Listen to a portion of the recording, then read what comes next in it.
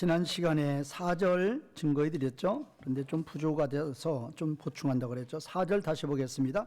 모퉁이 돌이 그에게서, 말뚝이 그에게서, 싸우는 활이 그에게서, 권세 잡은 자가 다 일제히 그에게서 나와서. 그런데 이제 원문에서는 이제 이 그에게서가 앞에 나와 있다고 그랬죠. 처음에. 그래서 원문대로 번역하면 그분으로부터 모퉁이 돌, 그 다음에 그분으로부터 말뚝, 그 다음에 그분으로부터 싸움의 활, 그 다음에 그분으로부터 모든 통치자가 함께 나오리라. 자, 그래서 그분으로부터가 바로 누군가? 예수님으로부터다. 그래서 이제 첫 번째, 두 번째는 예수님 메시아로부터, 예수님으로부터 모퉁이 돌, 그 다음에 예수님으로부터 말뚝. 그러니까 바로 예수 그리스도께서 모퉁이 돌이 되어주시고 예수 그리스도께서 말뚝이 되어주신다. 모퉁이 돌이라 그 말은 건물을 지을 때 가장 기초, 그 모퉁이 돌이 어디에 앉는자에 따라서 장소가 결정이 되죠. 여기에 자리 잡으면 여기에 되는 것이고 여기에 자리 잡으면 여기에서 이제 이렇게 나가는 거죠. 그러니까 이 모퉁이 돌이라 그 말은 기준이에요, 기준. 또 기준인데 모퉁이 돌이니까 사방에서 오는 모든 힘을, 부하를 다 받게 되는 거죠. 다 짊어지게 되는 거죠. 그거에 대해서는 설명을 드렸죠. 우리의 죄짐을 다 짊어지신다. 모퉁이 돌이 맨 끝에 있잖아요. 그래서 지붕으로부터 내려오는 모든 하중들을 다 짊어지게 된다. 그것이 바로 예수 그리스도께서 우리의 죄짐을 지시고 십자가에서 죽어주신 것을 말씀하시는 것이다 라는 거라고 그랬죠. 이 말뚝도 뭐냐? 말뚝은 천막을 세우는, 천막을 세울 때 천막의 모든 힘, 천막이 버팀, 말뚝이죠. 말뚝이 없으면 어떻게 해요? 그냥 펴지죠. 펴진 상태의 천막을 위로 올려서 세울 때는 필히 이 포스트들은 말뚝이 서야 되는 거죠. 이 말뚝을 통해서 천막이 유지가 되는 거죠. 이거 모퉁이 돌이나 똑같은 거예요, 의미가.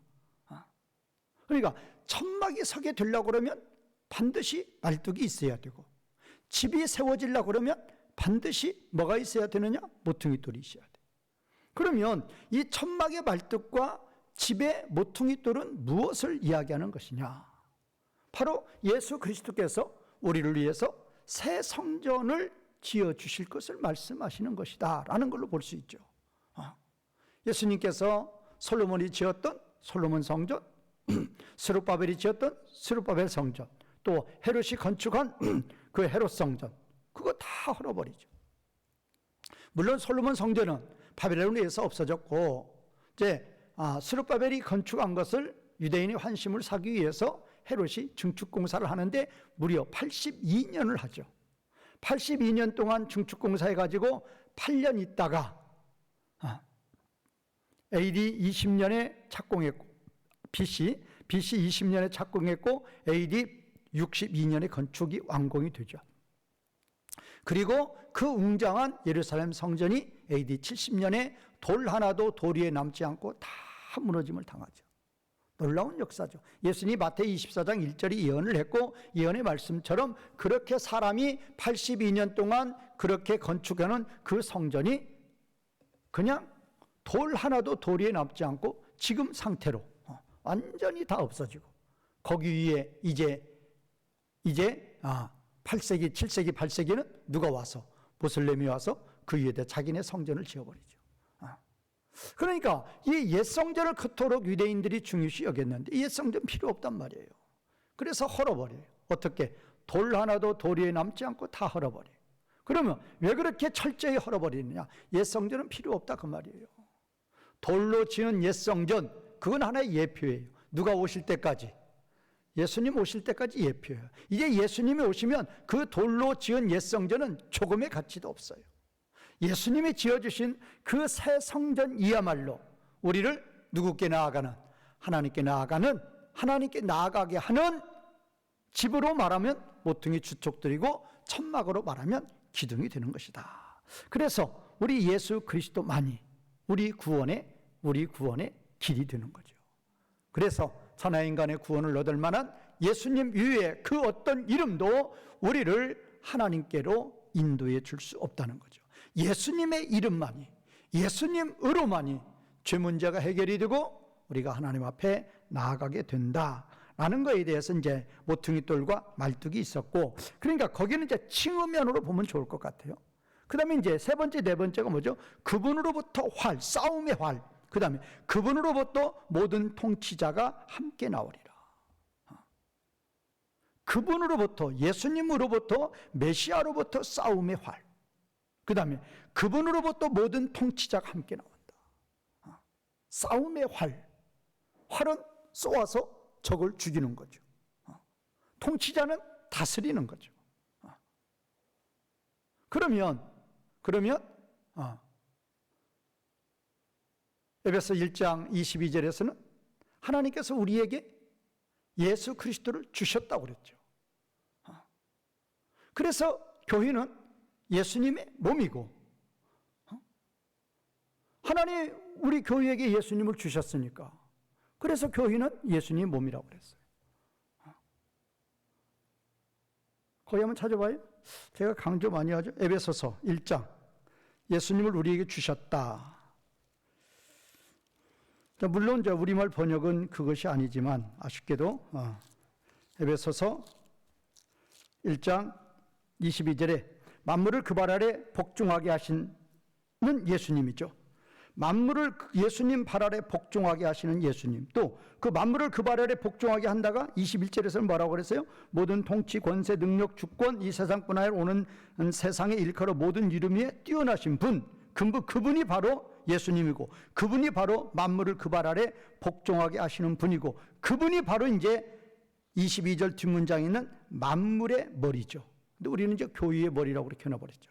만물의 머리. 그러니까 지금 20절에 나와 있는 하나님 우편에 오른편에 앉아 계신 분, 그분이 어떤 권세를 가지고 있느냐? 21절의 권세예요. 22절에서는 만물을 발 아래 복종시키는 권세예요. 그분을 가르쳐서 22절 후반절에서는 만물의 머리라고 그런단 말이에요. 그 만물의 머리 되시는 그 예수님을 누구에게 주셨다고 그랬어요? 교회에게 주셨다. 이거 우리말 번역이 틀려서 그런 거예요. 이게 사형식이라고 그랬어요. 하나님이 예수님을, 그분이 바로 누구예요? 만물의 머리 되시는 그 예수님을 누구에게? 교회에게 뭐 했다?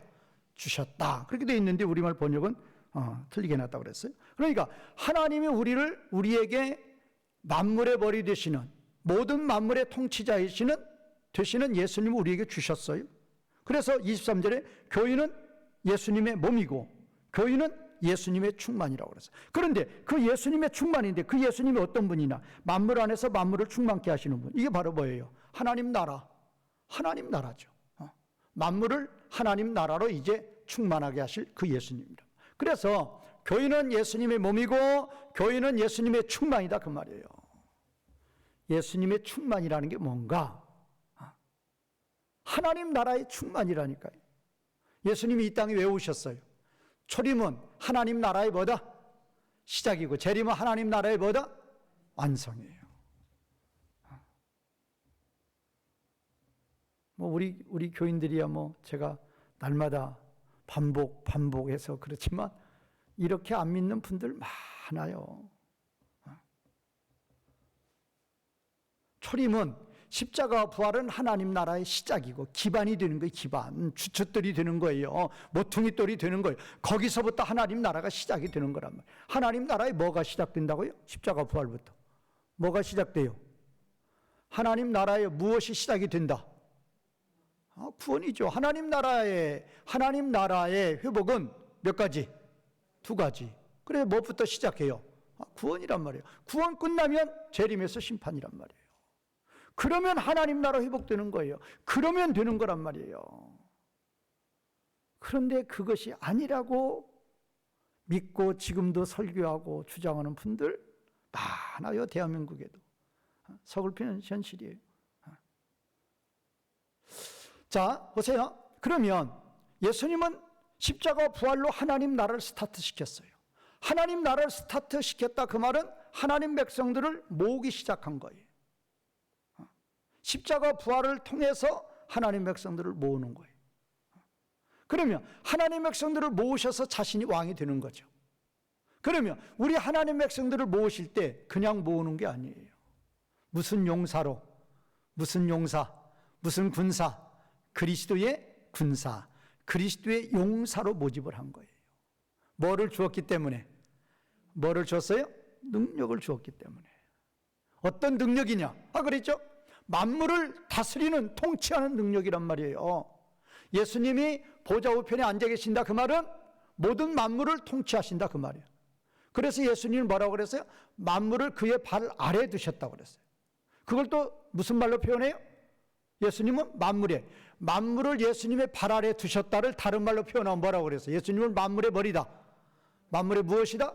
머리다. 만물을 발 아래에 두었다나 예수님이 만물의 머리다나 동일한 표현이란 말이에요. 그 만물의 머리 되시는, 만물의 머리 된다 그 말은 만물을 뭐 하신다? 다스린다, 통치한다 그 말이에요. 그 예수님을 누구한테 주셨다? 교회에게 주셨다. 이렇게 중요한 문장을 우리말에서는 이상하게 하나 봐요. 그거 사형식이에요. 아버지가 예수님을 교회에게, 원문에서는 토 에클레시아예요. 그게 역격이란 말이에요. 누구누구에게. 그거를 그냥 만물의 머리를 이상하게 뒤집어서 번역을 해놓으니 그건 절대 그렇게 될 수가 없어요. 제가 항상 강조하잖아요. 예루살렘에 가서 유치원생한테 그 문장 물어봐도 틀리지 않아요. 뭐 영어 사형식 문장 간단하잖아요. 누가 누구에게 무엇을 했다 그거잖아요. 아버지가 예수님은 누구예요? 만물의 머리. 그분을 누구에게? 교회에게 뭐 했다? 주셨다. 이게 중요해요. 그래서 우리는 그 예수님을 받았어요. 그런데 그 예수님은 만물의 머리예요. 교회가 예수님을 받았다는 그 말은 무슨 능력을 받은 거예요? 십자가와 부활의 능력을 받았단 말이에요.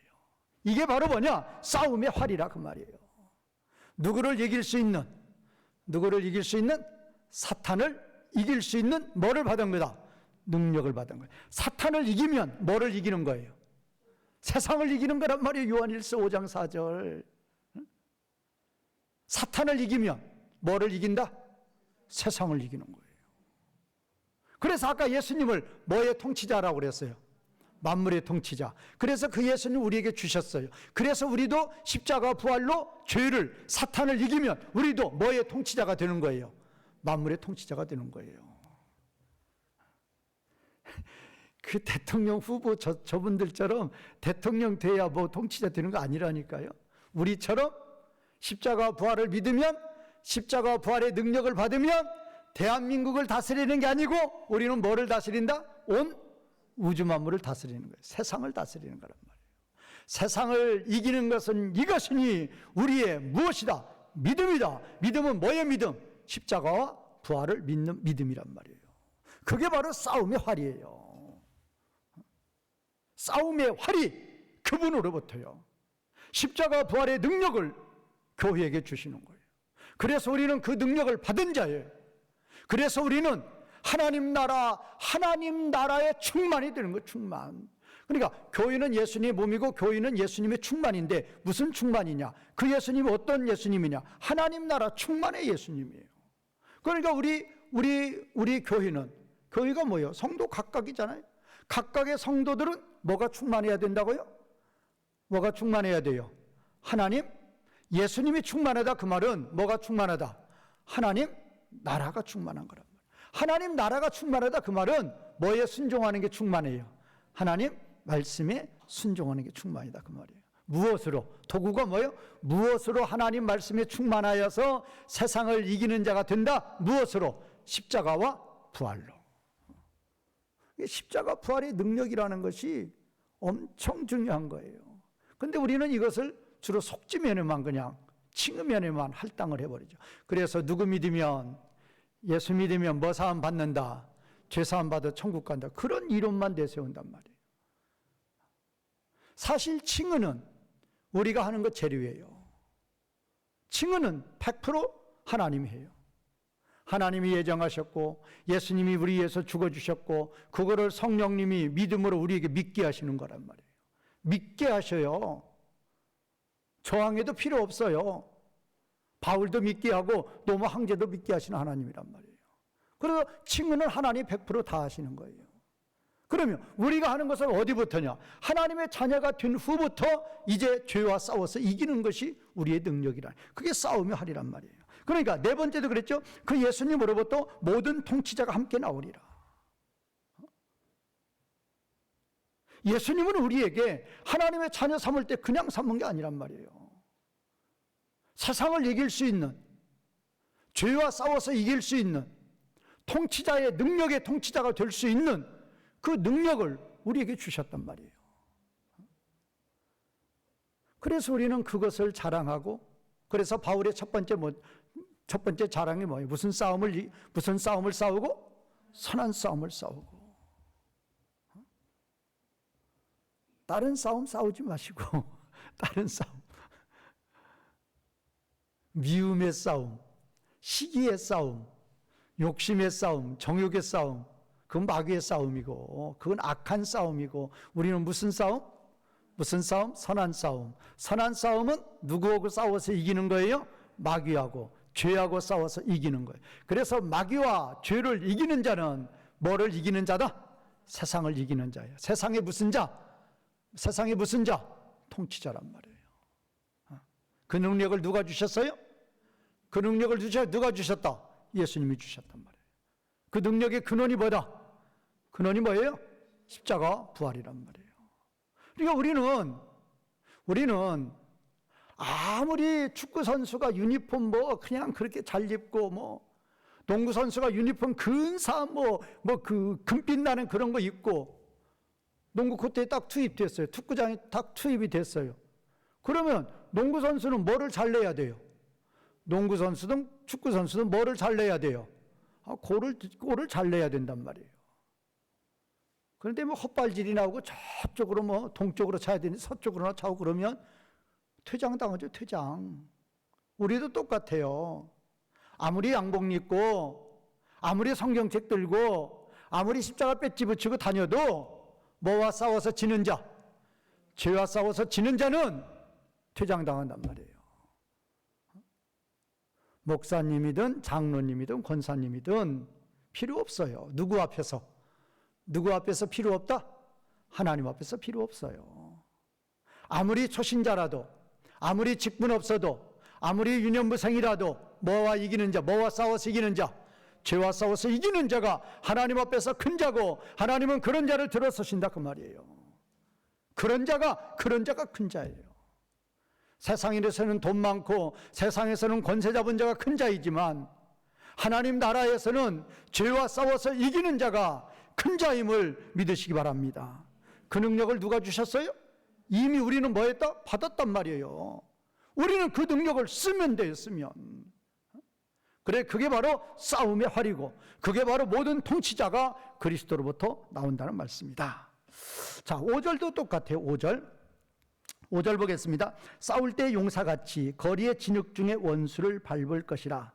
여호와가 그들과 함께한즉 그들이 싸워 말탄 자들을 부끄럽게 하리라. 문장이 네 문장이에요. 네 문장. 그래서 우리말 번역대로 보면 싸울 때 용사같이 거리의 진흙 중에 원수를 밟을 것이다. 우리말 번역은 지금 첫 번째와 두 번째를 합쳐놔 버렸어요. 합쳐놔 버려가지고 이상하게 해놨는데, 그 다음에 이제 세 번째 문장에 여호와가 그들과 함께, 그거고 네 번째 문장이 그들이 싸워 말탄 자들을 부끄럽게 하리라. 이게 네 번째 문장. 자, 그러면 지금 첫 번째 문장과 두 번째 문장은 우리말 번역에서는 섞어놨다니까요. 싸울 때 용사같이 거리의 진흙쟁이 원수를 밟을 것이다가 첫 번째 문장과 두 번째 문장을 섞어놓은 거예요. 그런데 또 여기에서 이제 세 번째 문장이 여호와가 그들과 함께라고 그랬죠. 여호와가 그들과 함께 하고 끝나요. 그래서 네 번째 문장이 그들이 싸워 말탄 자들을 부끄럽게 하리라. 그러면 네 번째 문장 보세요. 주어가 뭐예요? 네 번째 문장. 주어가 뭐예요? 주어가 네 번째 문장이 그들이 싸워 말탄 자들을 부끄럽게 하리라. 그러면 주어가 뭐예요? 그들이죠, 그들이. 그러면 첫 번째, 두 번째 문장 제가 합쳐놨다고 그랬죠? 싸울 때 용사같이 거리의 진흙 중에 원수를 밟을 것이라. 주어 있어요, 없어요? 있어요, 없어요? 네? 없죠. 그러니까 성경을 번역하든 무슨 글을 쓰든 항상 뭐가 제일 중요하다?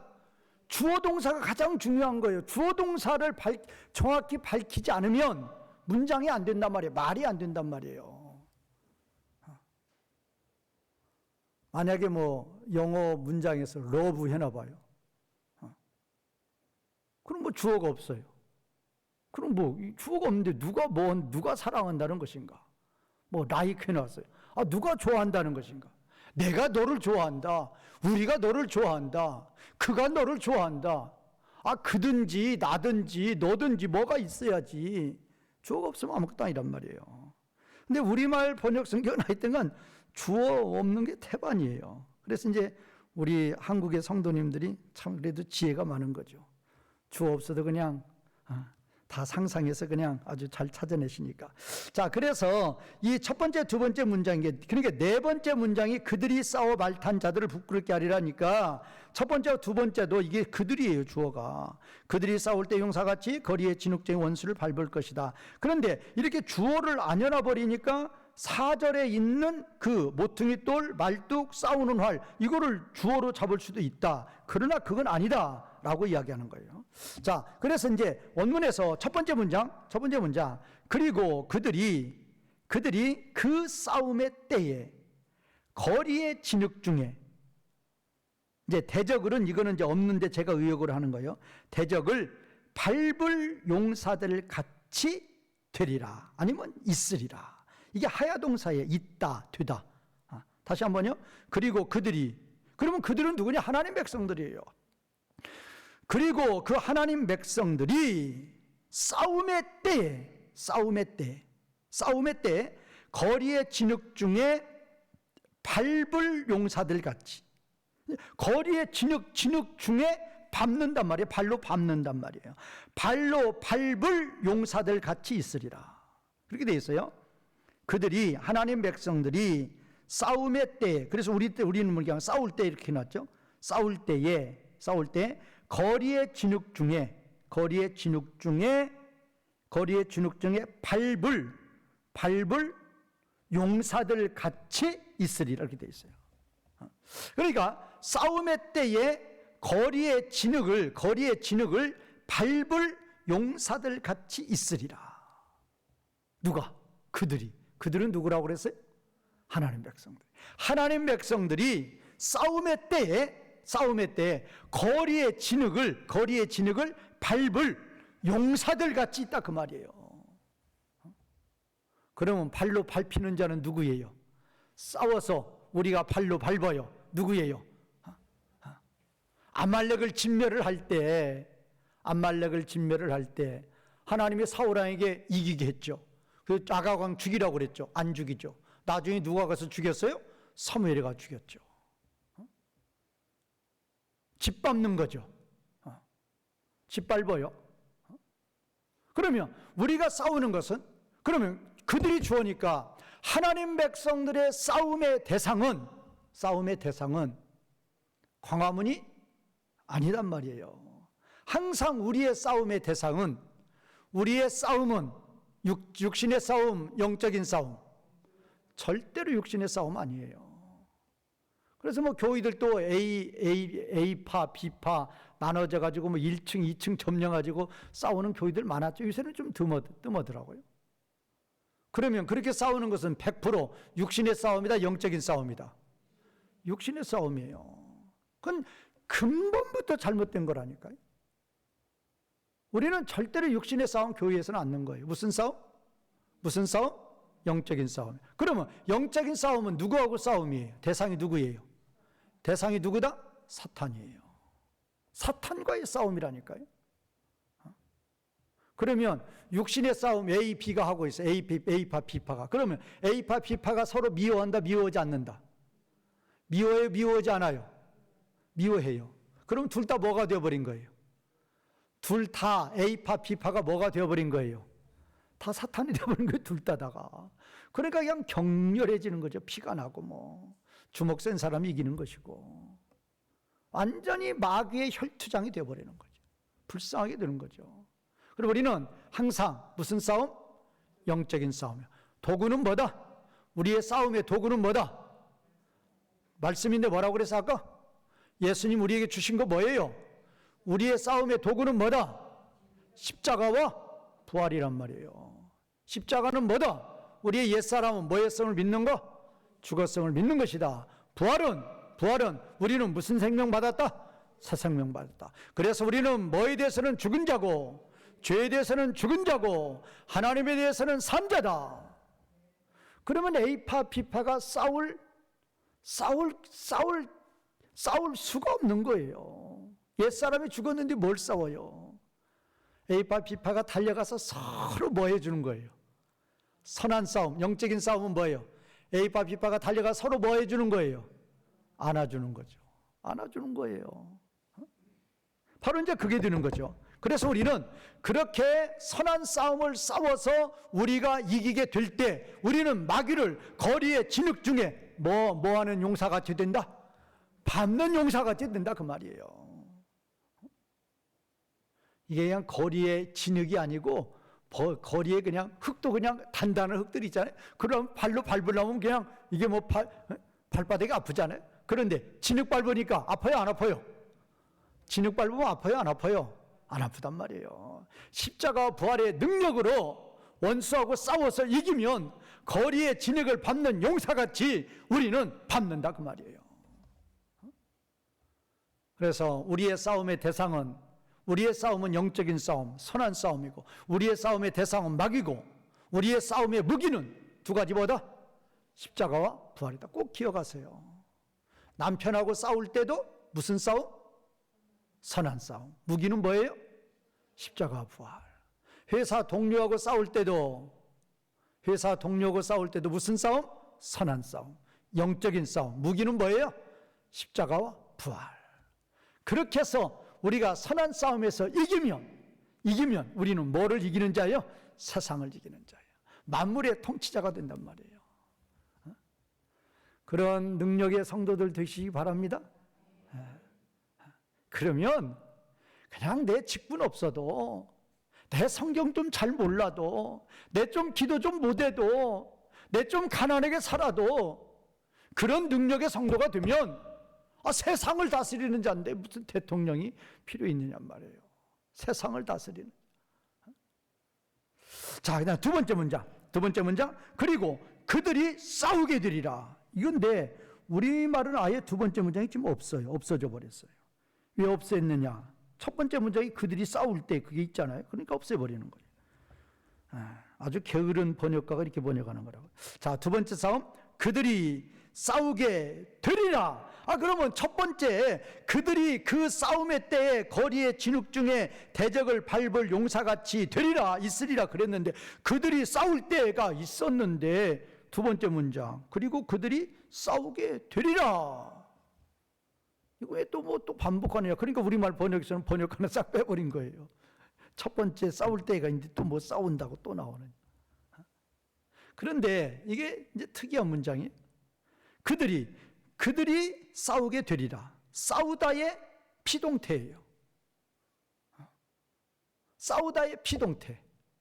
그러니까 이렇게 성경을 보면 이걸 능동으로 하느냐 피동으로 하느냐 그 의미가 상당히 강하다니까요. 여기도 그러면 세 번째가 무슨 문장이라고? 세 번째가 우리말은 없죠. 우리말에서 보세요. 우리말 번역, 싸울 때 용사같이 거리에 진흙게 원수를 밟을 것이다. 그 다음에 왜냐하면이 있어요.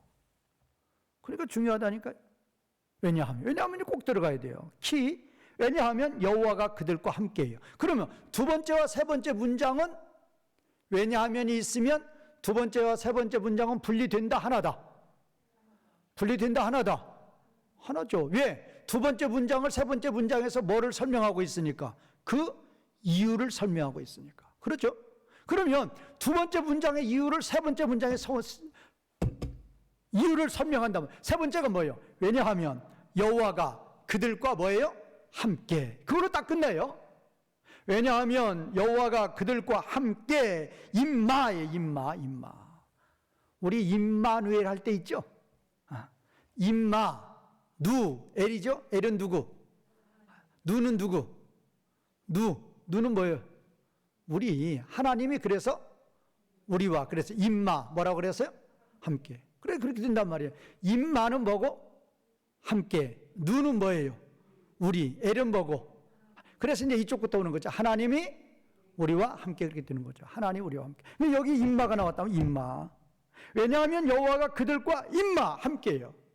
그러면 지금 두 번째 문장을 지금 번역을 하면서 설명을 하면서 왜냐하면 여호와가 그들과 함께라고 말한 이유는 뭐냐? 두 번째 문장이 그들이 싸우게 되리라. 비동태예요.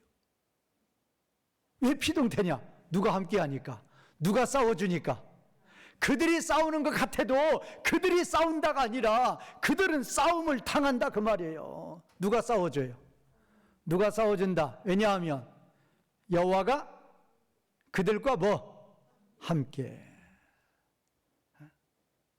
그러니까 우리가 무슨 싸움만 싸우면 육신의 싸움이 아니고 옛사람의 싸움이 아니고 선한 싸움, 영적인 싸움을 싸우기만 싸우면 대신 누가 싸워주신다? 하나님이 싸워주신단 말이에요. 이스라엘 백성들이 아말렉과 싸울 때에도, 이스라엘 백성들이 가나안 칠족속과 싸울 때에도, 이스라엘 백성들이 아수르와 싸울 때에도, 다윗이 블레셋과 싸울 때에도 누가 싸워줘요? 누가 싸워줘요? 하나님이. 하나님의 영광을 위해서 지금 달려가서 싸우잖아요. 하나님의 영광을 위해서 선한 싸움으로 달려가면 우리 대신 누가 싸워주신다? 하나님이 싸워주셔요. 그래서 우리는 승리하는 거라니까요. 그래서 두 번째, 세 번째 문장이 의미가 있단 말이에요. 그들이 싸우게 되리라. 왜냐하면 여호와가 그들과 함께한다. 여호와가 그들과 함께. 그래서 우리가 진정으로 말씀으로 선한 싸움만 싸우면 100% 누가 나와 함께한다? 하나님이 나와 함께해요. 그래서 분명히 그 싸움은 다윗이 한 번이라도 싸워서 진 적이 있다 없다? 다윗이 한 번이라도 블레셋과 그 주변 원수들과 싸워서 진 적이 있다 없다? 없어요. 무슨 싸움이니까? 선한 싸움. 누가 함께 하신다? 하나님이 함께 하신다죠. 그러니까 이런 것들은 제가 아무리 말로 설명해도 필요 없어요. 자신이 삶 가운데서 체험해 보셔야 돼. 체험.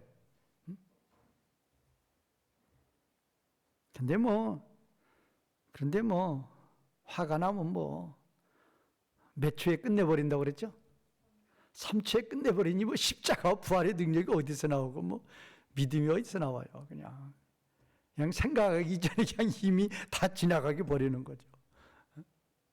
그래서 우리는 이 적용이 중요하다니. 그러니까 문제가 딱 발생했을 때 딱 그때 정신을 차리란 말이에요. 그래서 거기다가 십자가 부활의 능력을 딱 대입하는 거예요.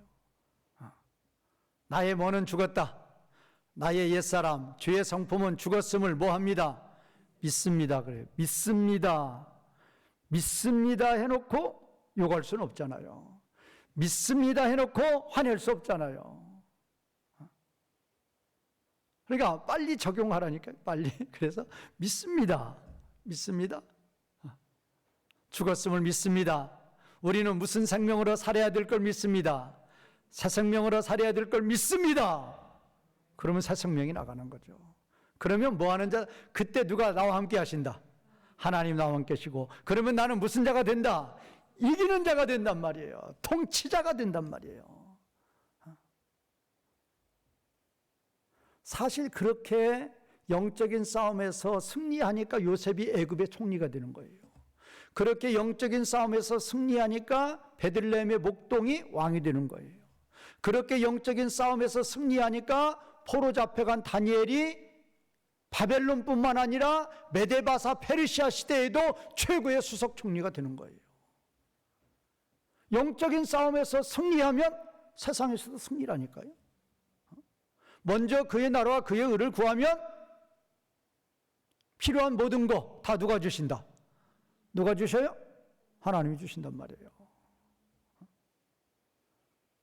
그런데 그렇게 생각을 안 쳐. 영적인 싸움은 뒤고 먼저 육신의 싸움이 먼저죠. 그러니까 패하니까 고통이 오고 징계가 오고 그러는 거죠. 그래서 우리는 정말로 정신을 우리는 차리고 이 십자가 부활의 능력으로 우리가 살아가려고 마음의 중심을 탁 잡으면, 그러면 누가 함께? 왜냐하면 여호와가 그들과 함께란 말이 함께. 그다음에 네 번째 문장 우리말 번역 이건 잘 됐다고 그랬죠? 그들이 싸워서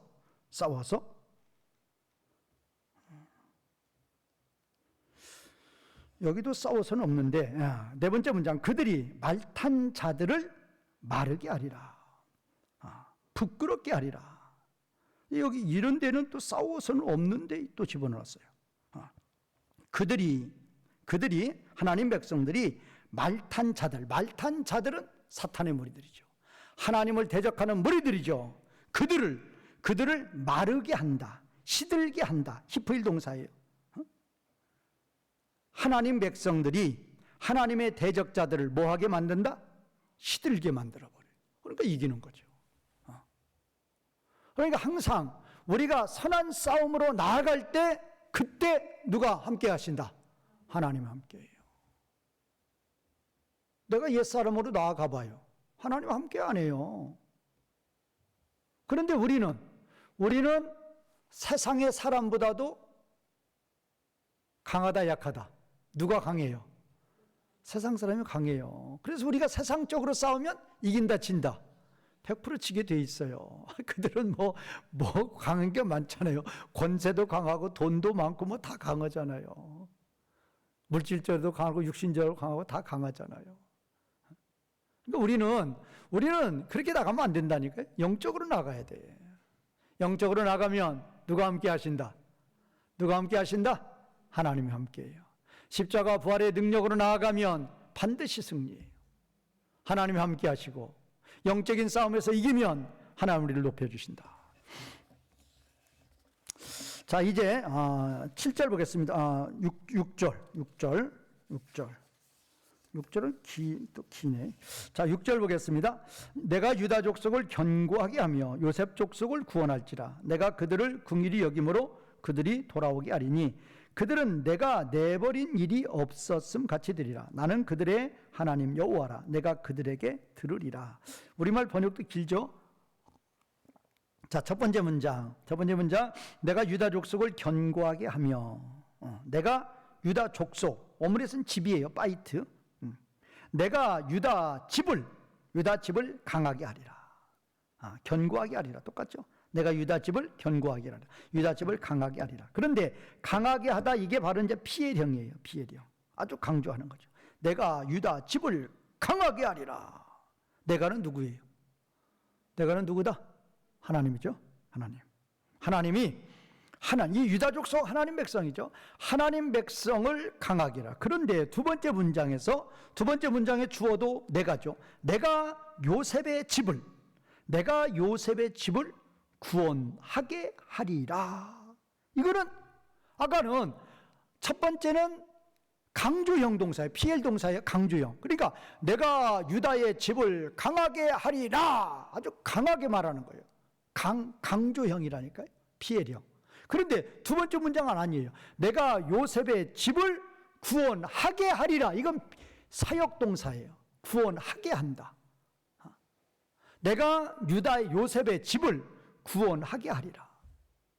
그러면 유다의 집하고 요셉의 집의 차이점이 뭔가? 이것이 계속 연결이 돼요. 7절은 뭐가 나와요? 7절 첫 번째 단어가 뭐예요? 에브라임. 에브라임이 무슨 집이에요? 에브라임이 무슨 족속?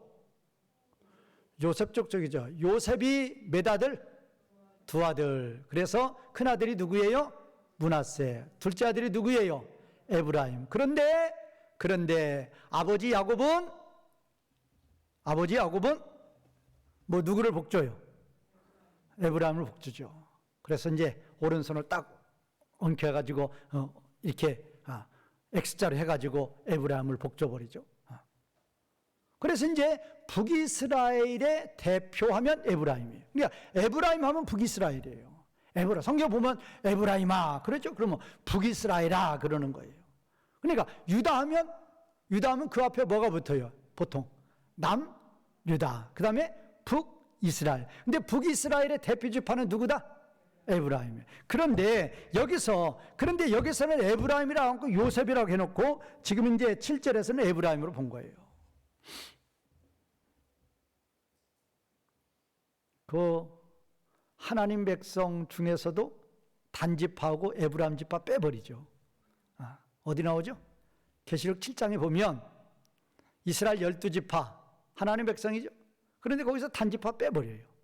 그리고 에브라임 지파도 빼버려요. 거기에서도 요셉으로 넣어버리죠. 한번 가보세요. 요한계시록 7장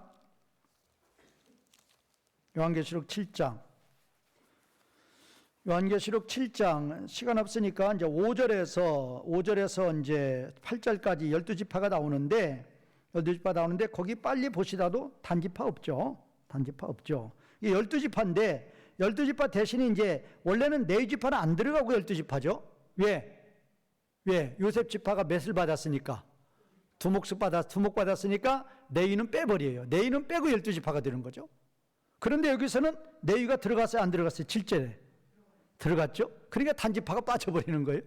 이게 단지파 빼고 네위 집어넣어 버린 거예요. 그래놓고 또 거기 므낫세 있어요, 없어요? 므낫세 6절에 므낫세 있죠? 네? 그런데 에브라임 있어요, 없어요? 없어요. 빼버렸어요. 그리고 8절에 누구 넣어놨어요? 그러니까 원래는 므낫세가 들어가면 반드시 누가 들어가야 돼? 므낫세가 들어가면 무슨 지파가 들어가야 돼? 에브라임이 들어가야죠. 그런데 므낫세 넣어놓고 에브라임은 빼버리고 누구 이름 집어놨어요? 요셉 집어놨다면. 자, 다시 넘어오세요. 그러니까 그런 거와 같은 거예요, 지금. 그러면 여기서 지금 6절에서 요셉 족속이라 그 말은 이게 에브라임과 같은 거예요. 에브라임. 그럼 에브라임이 뭐냐? 북이스라엘이에요. 그러면 남유다는 하나님께서 강하게 한다고 그랬고 북이스라엘은 하나님께서 구원하게 하리라 그랬어요. 이유가 뭐예요? 남유다는 강하게 한다고 해놓고 북이스라엘은 하나님께서 구원하게 하리라. 구원하리라 그 말이에요. 구원하리라. 왜 그래요? 남유다는 바벨론 포로 갔다가 돌아와서 안 돌아왔어요? 돌아와서 안 돌아왔어요? 돌아왔죠. 70년 만에. 북이스라엘은 일찌감치 망했지만 돌아왔어요? 못 돌아왔어요? 가나안 땅 돌아왔어요? 못 돌아왔어요? 못 돌아왔죠. 영영 이제 뭐해져 버렸어요? 흩어져 버렸죠. 흩어져 사는 거죠. 그들이 그래가지고 흩어져서 서로 다른 민족하고 결혼하고 어쩌고 해서 이제 쉽게 말하면 에브라임 지파는 주전 720년에 망해가지고 각국으로 흩어진 이후에 이제 곧 뭐가 돼버리는 거예요? 뭐가 된다? 이방인이 돼버린다 그 말이에요. 그래서 지금도 유대인들은 부계를 찾아요? 모계를 찾아요? 부계 찾아요? 모계 찾아요? 모계 찾는다고 하잖아요. 자기는 혈통 찾을 때. 어떻든 이 남유다는 바벨론에 갔다가 다시 돌아와서 이제 이렇게 유대인으로 이어가지만 북이스라엘은 망하고 나서 영영 못 돌아와요. 그냥 흩어져 산단 말이에요. 그래서 이제 흩어져 살으니까 뭐가 같이 돼버린다. 유대인이 아니라 뭐가 같이 된다. 실제는 이제 남유다가 돌아와서 유대인이 되는 거죠. 그리고 북이스라엘이 이제 흩어져서 사는 거예요. 그래가지고 이제 그 북이스라엘이 이제 이방인의 개념으로 보는 거예요. 그래서 이제 여기서 그리고 내가 요셉 집을 구원하리라 그 말은 이제 예수님 십자가 부활 이후에는 내가 누구를 구원하리라? 이방인을 구원하리라. 그거예요. 그게 바로 이제 7절에 있는 에브라임의 용사가 똑같은 말이에요.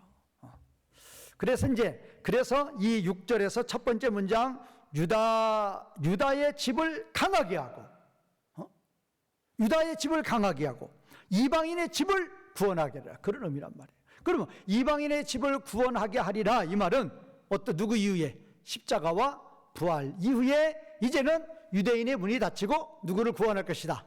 이방인들을 구원할 것이다 라고 지금 말하고 있는 것이죠. 세 번째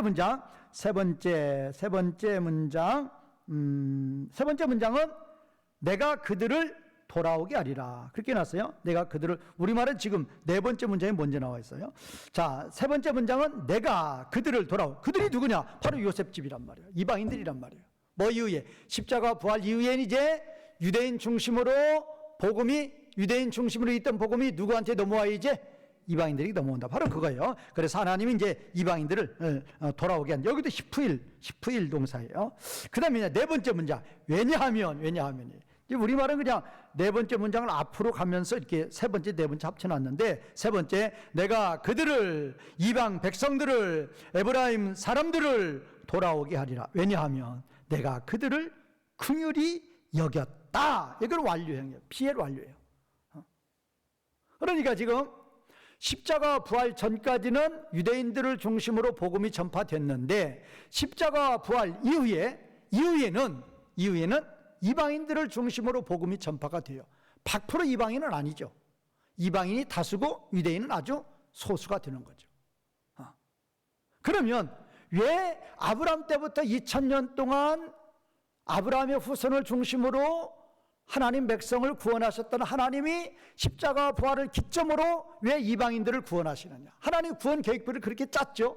그러면 그렇게 하나님 구원 계획표를 짜신 하나님의 그 기준은 뭐냐? 내가 그들을 불쌍히 여겼다. 이게 나함. 긍휼히 여겼다. 우리말은 긍휼이죠. 이게 나함이라고 그랬죠. 나함은 어머니의 자궁의 사랑이라고 그랬죠. 어머니가 자궁 속에서 어린아이를 사랑하시고 보호하시는 것처럼 그렇게 우리를 여겨주셨다. 그 다음에 다섯 번째는 내가, 우리말은 또 여기서 그들은, 내가 있네. 내가 그들을, 그렇게 된 거죠. 내가 그들을 내버린 일이 없었음 같이 되리라. 그래요. 내가, 하나님이 그들을 버리지 않은 것 같이 되리라. 그럼 에브라임을 예를 들어봐요. 주전 722년에 망했어요. 망해가지고 각국에 흩어졌어요. 그런데 십자가 부활을 기점으로 이제 그들을 돌아오게 하는 거예요. 그들만 아니죠. 이제 유대인들을 중심으로 했던 것이 이제 이방인들을 중심으로 복음이 전파되는데, 그 에브라임도 이제 돌아온다 그 말이에요. 돌아오는데 주전 722년에 아수르를 통해서 그들을 아예 멸해버리고 그들을 포로 해방도 없이 그렇게 하나님 만드셨던 것은 얼마나 진노냐. 솔로몬 범죄 이후에 북이스라엘과 남유다가 갈라지고 북이스라엘의 초대왕이 여로보암이고 마지막이 시드기야인데, 호세아인데 그러면 19왕이 하나님께 순종했던 왕이 한 명이라도 있었다 없었다? 없었어요. 208년 동안 10대 왕 그 사람 하나만, 한 사람만, 예후 한 사람만, 그것도 하나님 마음 한 반절 정도. 그래서 하나님은 하도 기뻐서 4대를 왕권을 보장해 주죠. 그 사람 이외에는 그 사람도 다 지킨 거 아니에요. 일부 지켜도 하나님이 기뻐서 그냥 4대 왕권 보장해 준 것이고, 그러니까 19왕들이 모두 다요. 하나님, 그래 208년 동안 모두 다 하나님 마음을 그렇게 진노케 했단 말이에요. 그러니까 포로 해방도 없단 말이에요. 그렇게 해서 흩어버렸는데, 이제 십자가 부활을 기점으로 그들의 후손들을 모실 때에는 어떤 마음으로 모으느냐? 하나님은 다 알죠. 너 그때 망할 때 그 후손이구나. 그 몇 대 후손이구나. 너 두고 보자. 그게 아니란 말이에요. 둘째 아들이 집에 돌아올 때 아버지 배반하고 나갔던 일을 아버지가 회상합니까? 회상하지 않습니까? 기억해요? 기억하지 않아요? 전혀 기억하지 않죠. 돌아온 것만 기뻐하죠. 그리고 넘치는 사랑만 베풀어요. 그거란 말이에요. 그거. 내가 그들을 버리지 않은 것 같이 하리라 그 말이에요. 버릴 때는 왜 버렸어요? 왜 흩어버렸어요? 하도 하나님 말씀에 뭐하니까? 불순종하니까 흩어버렸는데, 돌아와서 하나님이 받으실 때에는, 긍휼로 그들을 받으실 때에는 그런 마음을 하나님이 조금이라도 가진다 안 가진다? 전혀 가지지 않는다. 이제 여섯 번째, 왜냐하면 나는 그들의 하나님 여호와. 그 이유를 분명히 이야기하는 거예요. 나는 그들의 하나님 여호와라. 왜냐하면 있어요. 왜냐하면 나는 그들의 하나님 여호와인데, 여호와는 뭐라고 그랬죠? 우리 하나님이 누구와? 우리와 어떻게 있으리라? 함께. 그러니까 우리 하나님의 이름이 나는 있으리라고, 이건 1인칭이고 3인칭으로 보면 그분은 있으리라고 그랬죠. 근데 어디 가운데 있으리라? 언약 가운데. 그러니까 그거죠. 언약은 뭐예요? 언약은 내가 너희와 뭐 하는 거예요? 하나님이 우리와 뭐 하는 거예요? 함께. 바로 그러니까 이유가 된단 말이에요. 내가 그들을 돌아오게 할 때, 그들이 하나님께로 돌아올 때 하나님은 그렇게 기뻐서 양팔을 벌리고 그들을 받아줘요. 둘째 아들 받아들이는 것처럼. 왜 그러느냐? 나는 너희와 언약을 맺은 하나님이기 때문에 그렇단 말이에요. 마지막 7번째, 나는 그들을 응답하리라. 그들에게 응답하리라. 함께 하시면서 그들이 부르짖을 때, 그들이 간청할 때, 그들이 찾을 때 하나님은 그들과 함께 하시겠다라는 거예요. 우리들은 오늘의 말씀을 통해서도 진정으로 하나님과 우리와의 관계예요, 관계.